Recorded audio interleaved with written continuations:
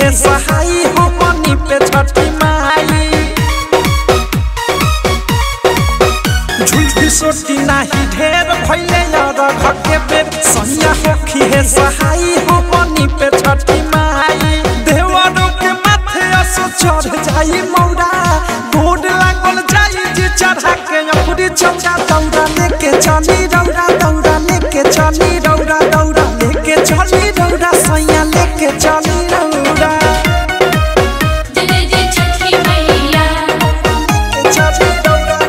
Music and my brother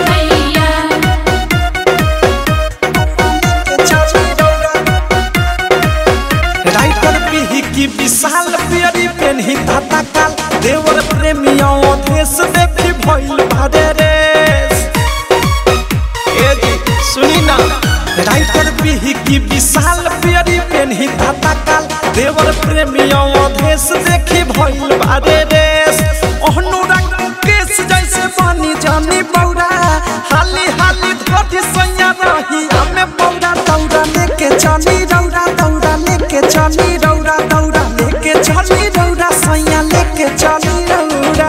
Chhath करब हम जैसे करस माता गौरा देवर जी ले जइहे घाट के रावा के घौरा दौड़ा लेके चली रौरा दौड़ा लेके चली रौरा दौड़ा लेके चली रौरा सैया लेके चली रौरा। छठ करब हम जैसे करस माता गौरा देवर जी ले जइहे घाट के रावा के घौरा दौड़ा लेके चली रौरा दौड़ा लेके चली रौरा दौड़ा लेके चली रौरा सैया लेके चली रौरा। Diamond recording studio छौड़ादाना। डाउनलोड कीजिए RCM music official app play store से। RCM म्यूजिक के सारे ऑडियो वीडियो डाउनलोड करने के लिए